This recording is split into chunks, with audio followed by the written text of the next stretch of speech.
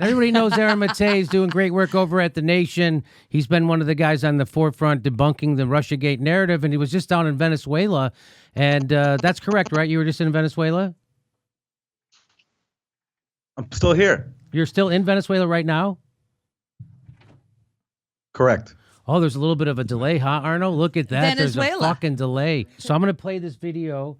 It's from Anya Parampal. Is that how you say her name? How do you say her name? I said it right? Parampil. Okay, I got it. So I'm going to play. Parampil, kind of. Parampil. All right, so I'm going to play this, and it's only 2 minutes long, and then we'll talk to you about what's happening in Venezuela. Here we go. Parampil reporting from Simón de Bolívar Square in Caracas, where thousands of Venezuelans have been waiting in line for hours to sign an open letter to the American public denouncing U.S. intervention and aggression against their country. Que se trata de la patria, hay que defender la patria como a toda costa. Este es nuestro país, tenemos que luchar por este país, no nos queda otra. Mi patrón que no venga para acá. Que nos ayude más bien, vale. Que no lo queremos. Claro. Allá dicen que nos estamos muriendo de hambre, no, nosotros no nos estamos peleando. De hambre, que nosotros estamos peleando entre nosotros, no, que digan la verdad de lo que está pasando, ¿verdad? Porque nosotros aquí le elegimos un presidente, no a Guaidó que está por allá, no, aquí elegimos a un presidente con voto, ¿ves? Y lo proclamó el pueblo. Y por eso estamos aquí, por un idealismo que el finado Chávez nos dio. Porque con Chávez estamos hasta la muerte. Con Maduro seguimos porque es el hijo de Chávez. Y él dio su corazón, Chávez, por nuestro pueblo. Estamos pasando mal, sí es verdad, pero vamos a sobrellevar eso. So that was kind of amazing that all these people are saying, and by the way, if you noticed, most of those people are dark-skinned because there seems to be a racist aspect to this coup also. And what they're saying is that Trump, stay out of our country. We don't want you interfering in our country. Stay out. We elected Maduro, and we are loyal to Maduro because he is the son of Chavez.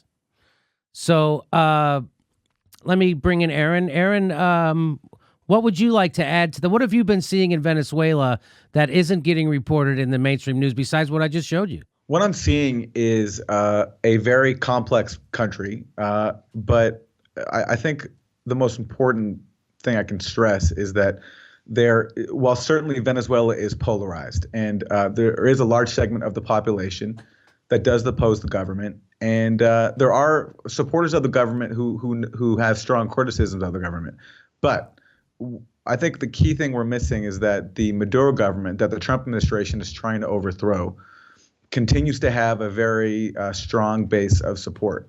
And that base of support, as you indicated, Jimmy, is based amongst the lower classes, people of a darker complexion, not the light-skinned professionals who have dominated Venezuela's opposition and its politics for years, and who have benefited greatly from the social programs that Hugo Chavez implemented and that Maduro has continued, and that the U.S. right now is trying to destroy. And I just came back from a barrio called La Vega, where they were having sort of like a community council meeting that was based around a drive to increase distribution of a program called CLAP, which is it basically gives a food box to families every month, and they're trying to increase distribution to twice a month to meet people's needs. And for all the talk we hear about Venezuela being a dictatorship, well, this was like a vibrant community gathering where people came together, and the mayor of Caracas was there, and people were first of all just talking about how much they oppose the U.S. efforts to overthrow their government, but then they were also sharing their complaints, whatever complaints they had, with the mayor, who was listening intently. And those complaints include things like we hear about. There are food shortages, there is trouble accessing protein and accessing protein affordably. These are real things in Venezuela. But this picture we're getting in the service of a U.S. coup attempt, that the country's in a humanitarian crisis and that it's living under a brutal dictator, it's again following a similar playbook that we always get whenever the U.S. is trying to target a government it wants to overthrow, which is trying to exploit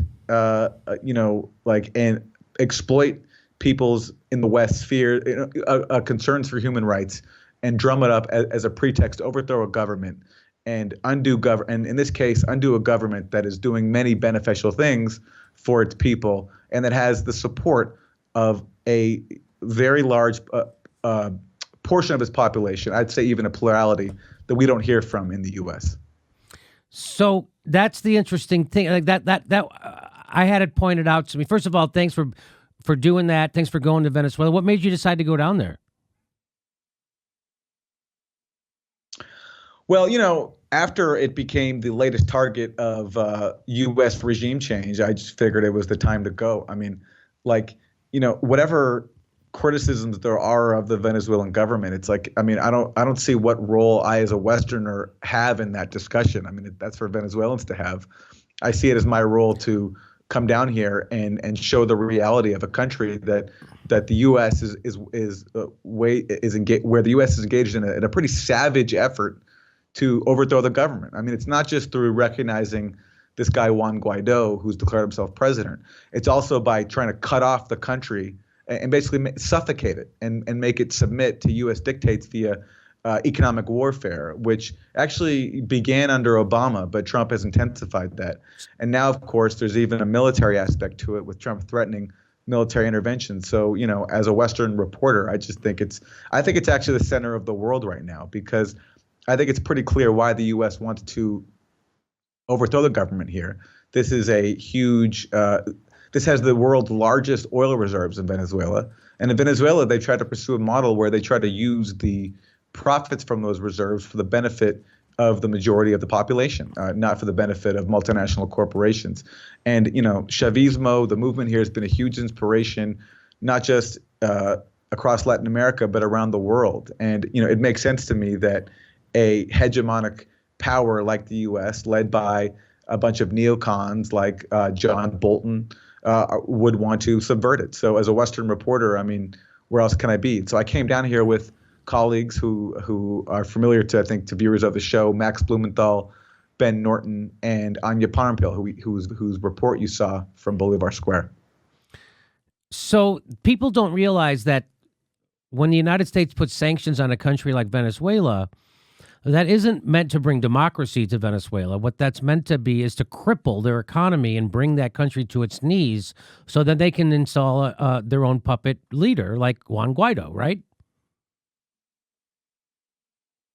Exactly right. And this is the old playbook. They do this everywhere. Every time there's an independent force in a foreign country that's deemed to be a threat to the U.S. order, by which basically means a country that wants to choose an independent path, and that especially one that presents a model where they try to use their country's resources for the benefit foremost of their people, not their ruling elites and not of American elites. They are targeted, and one way to do that is through sanctions that basically help cripple the economy, get people into a desperate state. And then sow discord and try to foment a coup. And that's exactly like the playbook here. And it's exactly what the U.S. has followed all over the world, especially in Latin America. I mean, like the parallels to a place like Nicaragua are pretty striking. You have the U.S. refusing to recognize the elections of the government of the country that elects a government you don't like. So as the Nicaragua elected the Sandinistas in the mid 80s, now we don't recognize Venezuela when they elect Maduro. There is economic warfare, huge, cutting off the country from world markets, from loans, from the ability to be a part of the global system. In the 80s with Nicaragua, there was the Contras, which carried out a terrorist war, trying to make Nicaragua miserable. We don't see a terrorist war yet here in Venezuela but yet we have people like Elliot Abrams, who helped oversee the terrorist war in Nicaragua, now being appointed the Venezuela envoy for Trump. And we have Trump threatening military intervention. We have reports about U.S. weapons coming to Venezuela. We have reports of U.S. military aircraft flying conspicuous flights. Cuba saying that they believe they carry special forces aimed at entering Venezuela. So we have all the elements of a of a destabilization campaign via economic warfare and at least the threat of force, and possibly we'll see how far Trump's prepared to go, even the use of force. So there was actually, the United States actually had what was being referred to as a coup fund. Have you heard about this? The $20 million that was made available for programs to promote democracy and the rule of law inside Venezuela. Did you hear about that? Well, yeah, and the money they spent on the Venezuelan opposition is much more than that. I mean, for years, including, and my colleague Max Blumenthal had a great report on this at the Gray Zone, where he talks about who Juan Guaido is, and he came up in a Venezuelan opposition that has many elements, but Guaido represents pretty much the far right of the spectrum, and his group, Voluntad Popular, has many figures, including Guaido, who received training in these U.S.-funded programs.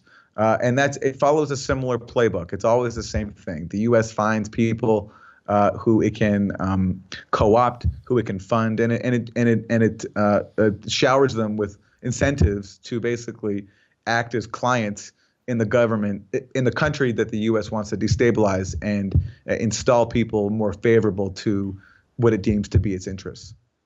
So are you, as a reporter, do you expect any pushback from the government on you going down there telling this story? Do I expect pushback from the U.S. government? Yes. Or people like the German Defense Fund, or I don't expect any sort of government censure, because we're not a full-on police state yet, but I expect the usual. What do you call Facebook? What do you call Facebook when they deplatform people at the behest of the government? Social media and the government are hand in hand today. Don't you agree? That is true, and we're seeing more and more in that, and in that.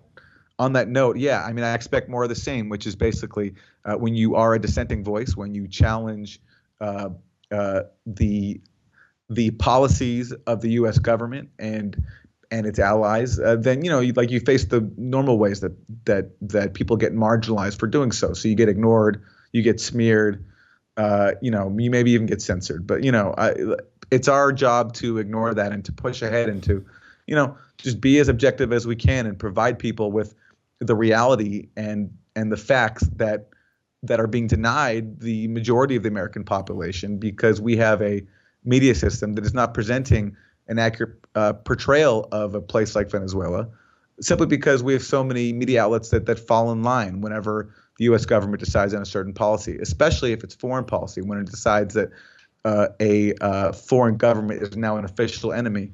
We've seen so many times the U.S. media fall in line, and certainly Venezuela is no exception. There was just a study from FAIR saying that MSNBC gave Venezuela about 5 minutes worth of airtime. 5, yeah. 5 minutes of critical coverage. Yeah, that was 5 minutes of critical coverage of the government narrative.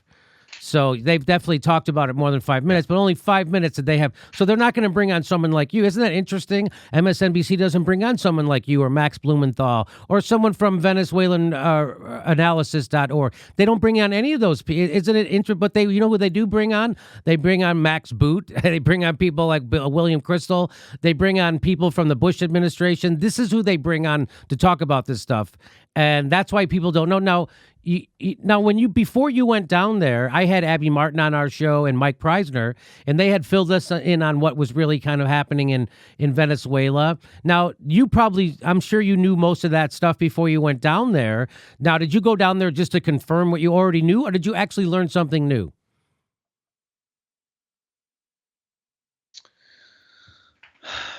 Well, look, I learned many things. Listen, I was expecting from the Venezuelan opposition to see, my impression of them was that it was just mostly for the upper class, and that it was all, it was an upper class based opposition, which actually is not true. It's actually more diverse than that. And when I went to an opposition march, it was pretty large, and there were, Venezuela is a tough place. It's a complex politics to understand, because there are many middle class people who I've spoken to who don't like this government and do want to change. Now, no one I spoke to wants the U.S. to impose it, but it is a very polarized country, and it's like the complexity of that polarization is something I didn't fully grasp until I got here. But like all that again is for something for Venezuelans to work out themselves, and the best way they can work it out for themselves is with no U.S. interference, no U.S. efforts to impose a new government, and certainly no U.S. sanctions. And I think the desperation that I heard from some people who are just frustrated with politics in general, I think I can't separate that from a context in which you have the world's largest superpower making it really difficult, if not impossible, for their country to survive on the global stage, to function on the global stage, because Venezuela can't. It can't access its own money right now. It can't access its own company, its own state oil company in the U.S. It's having its gold blocked by England. When it does transactions, it can't do anything in U.S. dollars. And since the U.S. dollar pretty much dominates the world, it's very difficult. And it makes all the problems here all the more stark. And it's like you can go to any country and find serious problems. Right. I've been to Haiti. I went to Haiti in 2004, and I saw poverty I couldn't have fathomed. But the answer in Haiti was not to put it under even more U.S. strangulation, which had been the case in Haiti. The answer was to let it run its own affairs and to encourage dialogue between its political parties, not try to stifle it. And here in Venezuela, it's true that you have a Venezuelan opposition that does have, some support, but that opposition also has abandoned dialogue with the government. There has been opposition violence against Chavez and Maduro supporters that we don't hear about. So it's a complex place, and the notion that we have any business playing any role in it, except for helping to except for leaving it alone, basically, and welcoming Venezuela into the international community just like every other nation, and recognizing it as a nation that has its sovereignty like any nation. That's the only role that we can play here, is basically leaving it alone and letting it work out its problems on its own. So where do you see this ending up? Do you see us letting Venezuela work out? Because the African Union, Italy, Mexico, there's lots of Russia is supporting the people, the election results, which was Maduro. So they're against a coup. They're against the United States intervention. So how do you? So it seems like the world is kind of split on this too. Do you see this ending up? Do you have any predictions? I think it's a question of how fanatic is the Trump administration? How far do they want to go in seeing their regime change effort come to fruition? I mean, Elliot Abrams and John Bolton. I mean, now they're Elliot Abrams and John Bolton, right? Doesn't that tell you?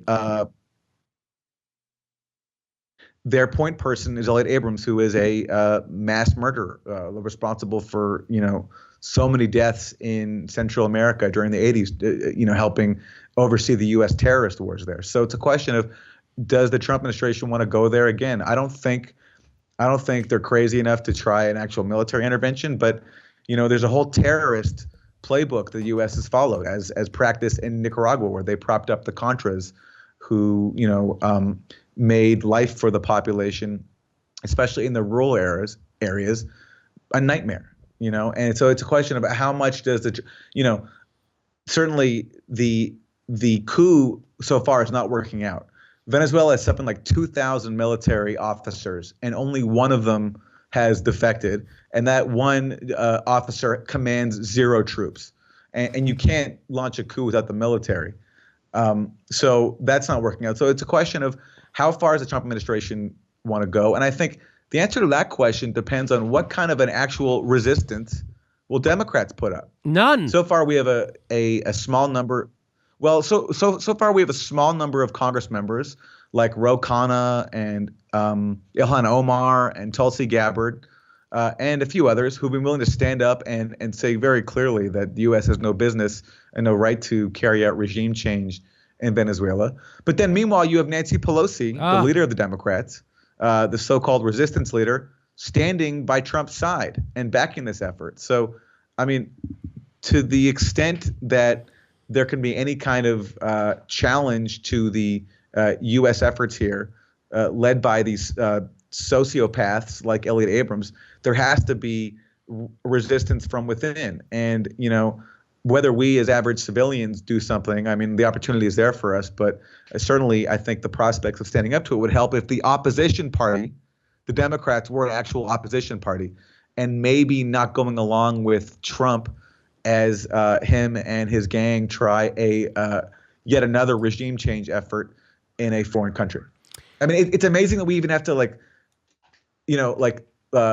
ponder that question of whether or not an opposition party can do that.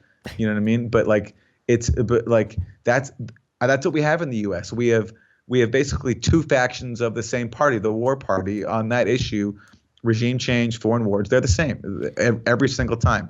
The Iraq War, Libya, now Venezuela. It's always bipartisan. And I think whether or not we change that, the answer to that question, I think, can very much help determine the future of Venezuela. And in turn, I'd say the world, because if the Trump gang wins here in Venezuela, it'd be a crushing defeat for the rights of countries to chart their own independent course and to carry out insane things like using their resources for their own benefit and not for the benefit of their elites and for foreign corporations. It's just remarkable to see Nancy Pelosi get the guy is supposed to be a madman who's not. We should try to have overthrow Trump, but we'll let him invade other countries and we'll support him overthrowing democratically elected people. That shows you the hollowness and the corruption inside the Democratic Party, and Nancy Pelosi is the top of that corruption. And let's remember why she's chosen as leader. She's not chosen as leader because she's actually a leader. She's not a leader. She's following Trump into Venezuela. She's chosen as leader by Wall Street. That's who chooses people in the Democratic Party. That's why Chuck Schumer's the leader. A guy you wouldn't ask directions to the freeway is the leader of the Democrats in the Senate because he gets the most cash. That whoever is the leader in the Democratic Party, they're the most corrupted motherfucker in that party. Nancy Pelosi, Chuck Schumer, the two most corrupted motherfuckers in that party are leading the party, which is why we have to worry about Trump going into Venezuela. You know, when the number one oil reserve in the world, and when I found out they were the number one oil reserve in the world, I knew that we needed to bring them democracy. So those people are being oppressed. That's just a good thing that France doesn't have any oil because they've been protesting for about 14 weeks straight, and the government's starting to use tear gas on them and everything. So if they don't have oil, so we don't have to liberate their people. So that's what's really happening.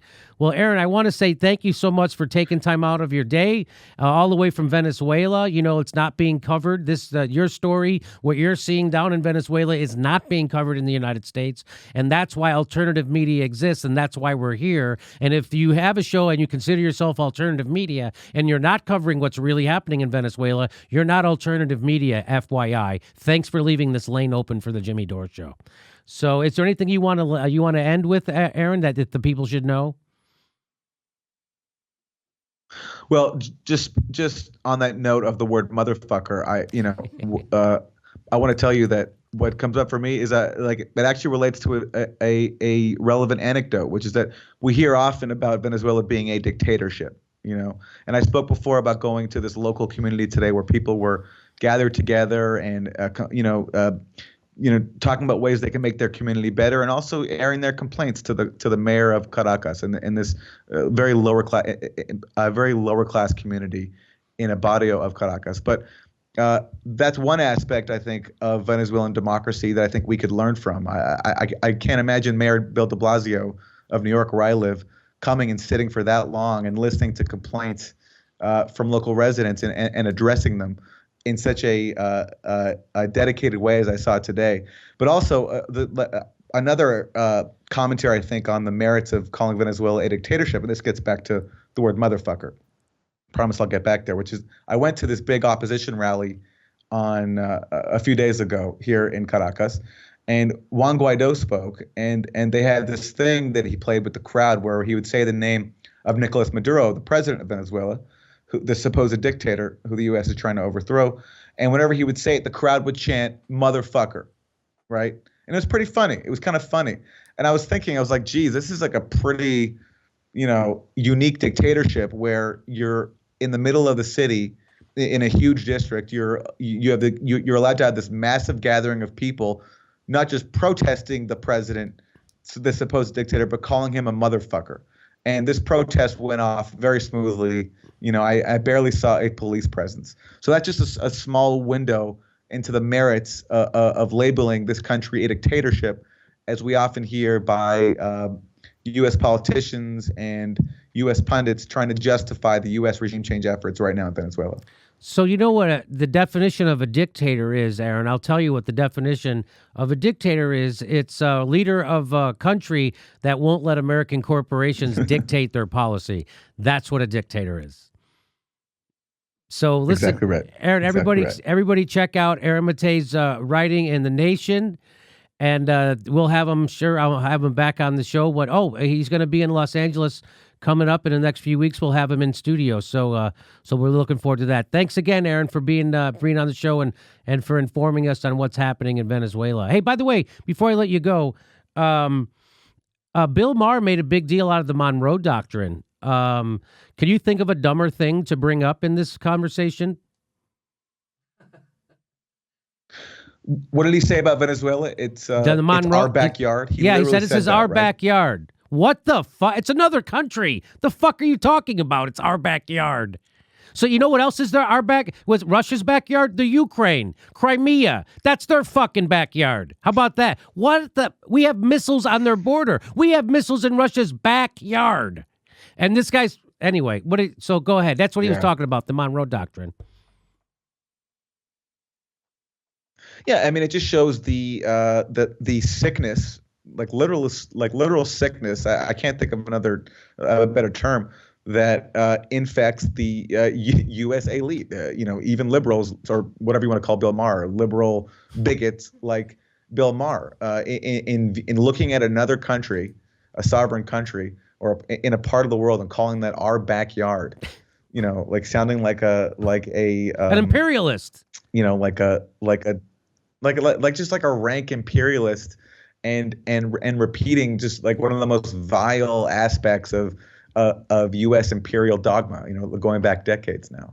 And so that's who our liberal figures are. That's who we're getting our news and comedy from. And it's a reminder of why alternative media is important, and why people like Bill Maher, why elitism is a disease. I mean, imagine having that mindset where you could look at a foreign country that way. I mean, it's, so I'd urge Bill Maher to get help, and for the rest of us, just to turn that shit off. So one more thing before I let you go. Do you think it'll ever dawn on Trump supporters that he's actually, when he said he was going to drain the swamp, he actually found his cabinet at the bottom of that swamp? Because now he's literally taking people from the criminal Bush administrations that are criminals and murderers and putting them in his own administration. I'm talking about John Bolton. I'm talking about Elliott Abrams. Those guys by the way, Elliott Abrams already convicted. He had to get pardoned from Bush, the first Bush. So do you think they'll ever dawn on them that he is the swamp, and these guys are the worst creatures in the swamp ever? I don't know, because I don't fully understand the mentality of a Trump supporter, and I don't want to begin to try. But what I do know is that I think, and this is part of the reason why I've been so focused on Russiagate and debunking it with you, Jimmy, as with all the work you've done as well, is because, I think it's going to make it very difficult to reach whoever can be reached on the Trump supporting side, if there's anybody who can be reached. As long as we, by which I mean the broad left, anybody who basically doesn't support Trump, is obsessed with Russiagate and is convinced that he's a Kremlin agent and that he conspired with the Kremlin and that's going to bring him down. I think the sooner we drop that, I think the sooner we can maybe try to reach Trump supporters and reach the people that he fooled into thinking that he was going to be a working class champion and drain the swamp. And as long as we're trying to still relitigate 2016 and still trying to delegitimize 2016 and ignore all the people who actually shunned the Democrats and said, fuck these neoliberal Democrats, and they gambled on Trump for whatever reason, I don't think we're going to get anywhere, and thankfully, I mean, like while I've been away, I haven't followed everything, but I've seen indications more and more that Russiagate is, is losing steam. We had that Senate intelligence report, a bipartisan one, concluding that they cannot find any direct evidence of collusion. So when they say, I just want to stop. When they say direct evidence, I correct that. They haven't found evidence. There's no evidence. So the direct, indirect, fuck that. I've never seen anyone else have to use a qualifier like direct evidence. They've never said that about it. We haven't found any direct evidence with Al Capone. We haven't found any. No, if you found evidence or not. Why do they have to add that extra word? Yeah. And we're seeing, instead of instead of it dawning on them that maybe it's time to drop it, we're seeing Adam Schiff. He's relaunching the House Intelligence Probe, and people are saying, yes, this is the one. And now they're even trashing Mueller. They're saying Mueller did not go far enough. They're raising questions about Mueller. I know it's a lot. They're resting their hopes on Paul. They're also resting their hopes on Paul Manafort's case because Mueller says that Manafort lied about his conversations with his Russian colleague Konstantin Kilimnik. And because Manafort shared polling data with him during the campaign, and it's like one thing collapses and they just swing to the next branch, And I think the only thing that will finally put a stop to this is the Mueller report itself, if it stops it at all. And by the way, we have to wait, I think, for that until fucking Christmas at least. Yeah, well, I hope not. I hope Christmas comes early. Okay. Okay. Well, listen, Aaron Matei, it's been great talking with you. Everybody check out Aaron on Twitter and check out his writing in The Nation magazine. And we look forward to more of your reports. Thanks very much, Aaron, for being with us. And tell Max we say hello. I will. Thanks, Jimmy. Okay, buddy. Bye-bye. We're announcing our live dates for 2019. We're going to Chicago and Portland, Seattle, New York, all over the country. Go to jimmydorecomedy.com for a link for all our tickets to all our shows. It'll be right underneath there, too. Please become a patron if you like our content and help support the show. You can become a patron for $5 a month, and we give you hours of bonus material. And make sure you're subscribed. They unsubscribe people every day. I'm not kidding. Make sure you're subscribed and click that bell so they give you a notice when we drop a video. It's the only thing we can do to fight back against the bastards. Thanks for your support.